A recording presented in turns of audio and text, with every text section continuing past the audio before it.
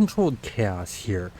In January 2023, some of the City Heroes private servers are going to get some cool updates, both on the live and on test servers. Let's go ahead and get started. First up, Thunderspy has added in on their live servers a couple of new things. First off, Dominators now have dual pistols. This dual pistols, however, is not your normal dual pistols. Because Dominators have melee attacks, they've taken out some of the ranged attacks on dual pistols and put in some melee attacks, such as they've added in Pistol Whip. They take the basic attack that you have for doing a melee attack and use those animations, but they've upped the damage for Pistol Whip, which is really cool. It looks nice, it feels good, you do a good chunk of damage.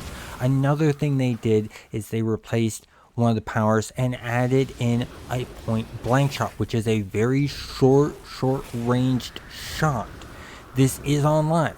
Another change that they've done is they have changed around illusionary controls for Dominators and controllers.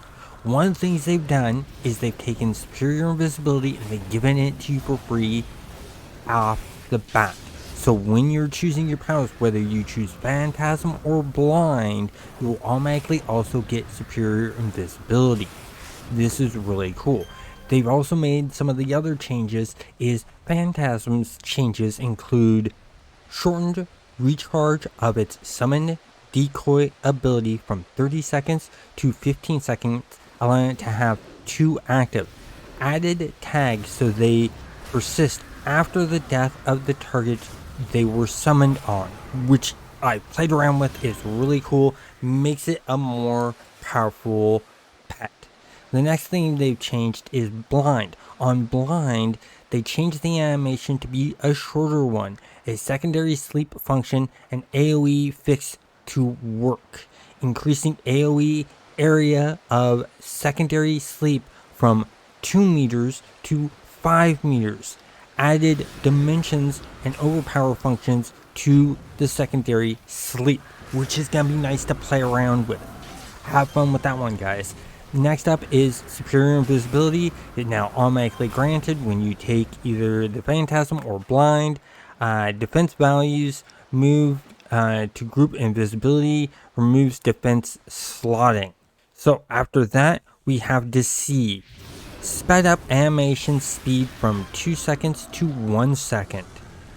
Spectral wounds damage increased to be comparable to Propel. Oh, that's really nice. I love Propel. Propel does a good chunk of damage, so having that increased to that kind of damage is going to be cool. They added the secondary sleep functionality that Blind has. Controller version no longer has splash damage, only deals half containment damage. Spectral Terror adds Mag 3 Immobilize to its Constant Fear aura. Migraine, new power that functions as an AoE confuses location and summons an effect that has a chance to continue confusing targets within it. That's going to be interesting to play around with. Phantom Army removed one of the bonus decoy granted by domination. Group invisibility increased defense buffed value to compensate for superior invisibility loss its defense bonus. Flash. Shortened cast time removed the tag that made the AI ignore this power being cast near them. Those are some cool changes. Now I do want to remind you guys that there is a sale going on gamingimagery.com for merchandise.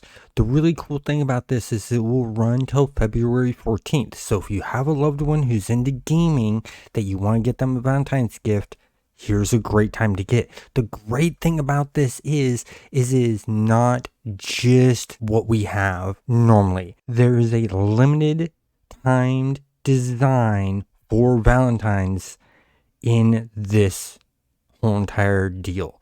And that's really, really cool, because a lot of these products, like I'll click on this one here, you can see there's a front to this shirt and there's a back. And the great thing is on the front, it says I'm hitting on you. And on the back, it says I missed you. And so this is a really cool design. And as you saw, you can find it on multiple products. You can find it on things like the tumblers, coffee mugs, t-shirts, hoodies, stuff like that. So if you want to pick one of these up, just go to gamingimagery.com. You'll get 20% off an order. And remember, use controlled chaos, both capital C's, all one word, get an extra 15% off your order. Now let's get back to what we were talking about, which is updates. Now let's move on to the next server, Rebirth. Coming onto the test server this month on Rebirth will be a lot. They're doing issue 5, and there's a lot to issue 5 to go over. So let's get started. Faster flying, jump higher, sprint harder, teleport more. They added in a lot more costume options and improvements, expanded the natural skin tones, surgically 4 color support, dozens of new chest emblems, hundreds of new integrated types options. This is going to be interesting. They already added a bunch more. They're adding in even more. Their texture artists are going insane here with adding in new costume choices for us. Put your photos exclusively where you want them to be with force field revamp. That's going to be interesting with force field revamp. New speedrun rewards, complete speed challenges on select trials, tasks, and strike forces for a challenge to collect new signature enhancement sets. This set is based on work originally began by the Paragon team prior to shutdown. So something that the Paragon team was working on before the live game got shut down, they have finished up. Now, they've added in the experimental pool. This will allow you to use chemicals and experiments to enhance your character and also mess with your enemy. They're also putting in a new task force, but I want to dive more deeper into these travel powers. So with that being said, the first one I want to talk about is jump. Jump's height and speed cap have both been increased. The Rebirth staff is curious on how high you can get your character to jump to reach the ceiling. You might need to build up for it, is what they say. Jump kick has gotten a damage increase and become a contextual mini teleport attack.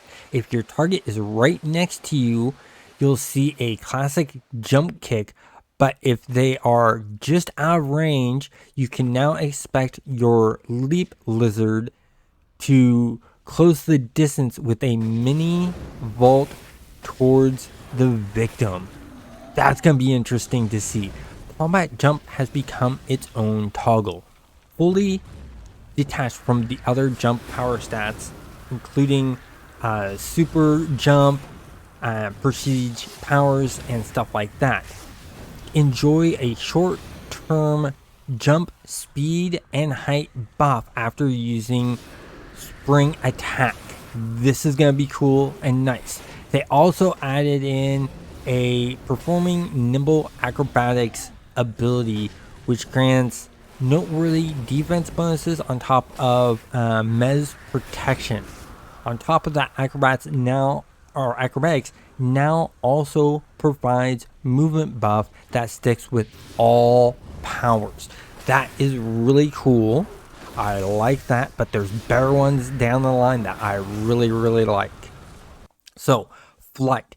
They increased the flight speed has been dramatically, or they say significantly, but I'm going to say dramatically. And you can now break sound barriers. Well, they want to see if you can. Air superiority has received a damage buff. Everything else is about this power was already perfect in their eyes. Hover now has its own toggle.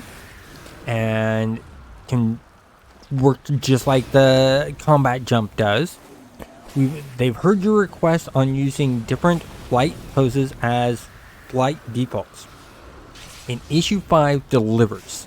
Any of the 4 legacy flight pose emotes can now be set as your default versus the power customization. Choose from the classic, heroic, soaring, and diving. This is really, really cool. This is nice. This is great for those that like to fly around and are tired of typing / flight pose and then the number. You on Rebirth, you no longer have to do this once this goes live or is in test.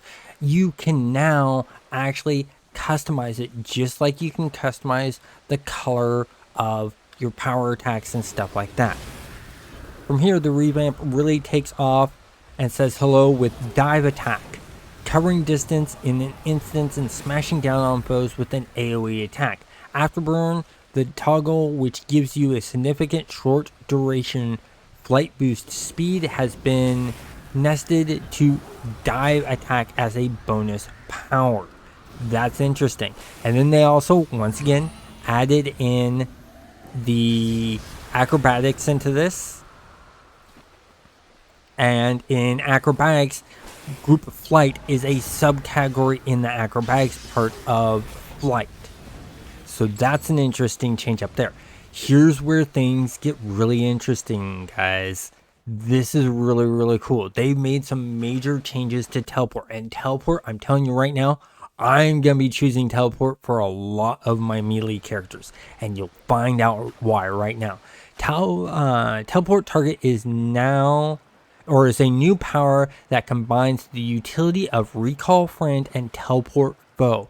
With one magic click, you can bring both allies and enemies to your side with this power, replacing recall friend in the power selection. So it's no longer recall friend or teleport opponent to you. It's now those two are one. And that is really, really cool. What's really interesting and makes this good for melee fighters is the instant teleport, a new offensive power that takes teleport foes' place in the new teleportation pool. Close the distance in an instant as you port to the target foe and launch a landing surprise attack on them. This power delivers high smash damage and boosts your defense briefly. Take this power and teleport the target will grant faster, uninterruptible port in PvE. Now, they have Blitz Teleport. Gate to the target foe and launch a barrage of attacks. Blink around the area quickly, striking your enemies in an AoE, making yourself harder to hit in the process and boosting your defense briefly. This power comes coupled with Team Teleport. So Team Teleport will be in there with it. Looking for a new teleport foe? The power that comes as a bomb, long-range teleport, yanks a group of enemies that's in an AoE area and places them right at your feet. Teleport has really, really improved with these changes. You can really use this in a melee type build, whether you're a stalker, a tanker, a scrapper, or a brute. These would be awesome to use. These, I'm telling you now, I'm remaking some of mine and I'm switching, or I'm respecting and I'm switching some of my melee guys out to have teleport when this goes live on Rebirth. I know that much. And so with all that said, there's a lot here that's been done, including, let me get to super speed, because they've made some changes to super speed. The run speed has greatly been increased. Players are going to find it a challenge to hit the cap, even needing to build specific for it and the way they want to run faster. Flurry finally being given a functionality to match the beauty of its effects. That's cool. Hasten, while active now, provides a modest run speed boost, endurance crash experience when Hasten expires. So you're going to experience some endurance loss there when you turn it off, which that's a good balance. I like that balance. I think that's a great way of showing how it works out.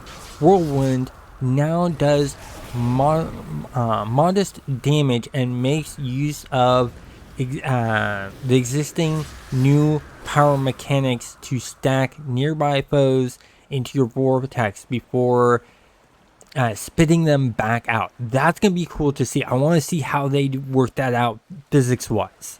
That's going to be cool. Burnout now has been reworked into a Speedster's Delight with the numbers of new buffs and synergies for 60 seconds after activating. Players will now receive a strong resistance to slow effects.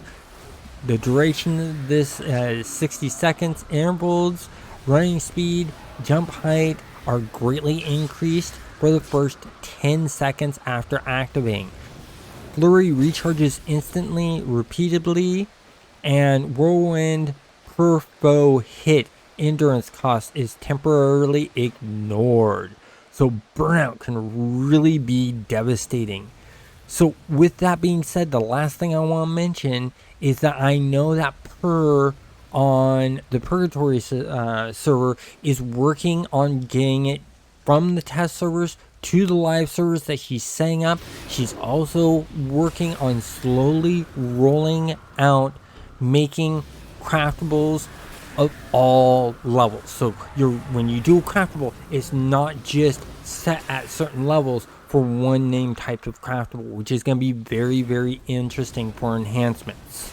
I hope you guys enjoyed this. If you did, please hit the like button and subscribe, and have a great day.